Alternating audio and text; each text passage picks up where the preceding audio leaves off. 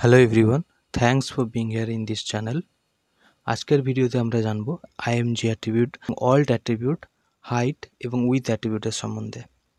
যদি আমরা ওয়েব ব্রাউজারে আমি ওপেনিং করে রেখেছি ফাইলটাকে, এবং এখানে দেখতে পারো এই বাস্কেটবলের যে জেপিজি ফাইলটা ছিল ব্রাউজারে ওপেন হয়ে আছে, এবং আমরা এই ট্যাগের সাহায্যে সেটাকে এখানে ওপেন করে রেখেছি। এটা হচ্ছে আইএমজি ট্যাগ। আইএমজি ট্যাগ সাধারণত ব্যবহার করা হয় ইমেজ এর জন্য।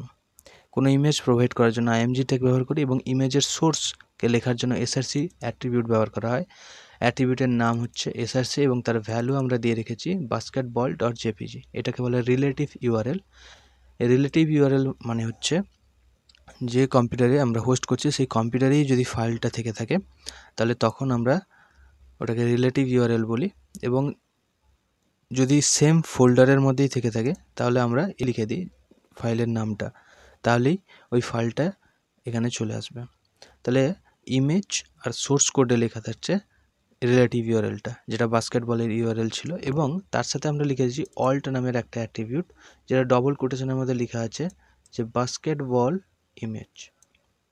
বাস্কেটবল ইমেজ যখনই আমরা এই ইমেজটা কোনো কারণে যদি আপলোড না হয় তাহলে অল্টারের মধ্যে যে কথাটা লিখে রেখেছি সেটা এখানে প্রোভাইড হবে। আর হাইট আর উইথ, এটা mosaic.org-এ এটা বাধ্যতামূলক করে দিয়েছে যে হাইট আর উইথ কিন্তু এখানে প্রোভাইড করা।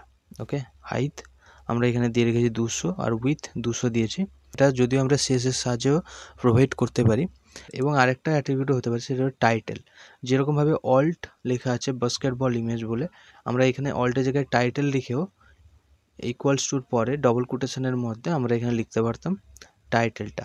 ঠিক আছে, টাইটেলটা কী করবে, যখন আমরা ইমেজের উপর মাউসটাকে আনবো তখন মাউসের পয়েন্টারের পাশে টাইটেলটা লেখা আসবে। ঠিক আছে, অল্টের কাজ হচ্ছে যখন ইমেজটা আপলোড হতে পারবে না তখন অল্ট লেখা দেখাবে, যেটা হচ্ছে বাস্কেটবল ইমেজ।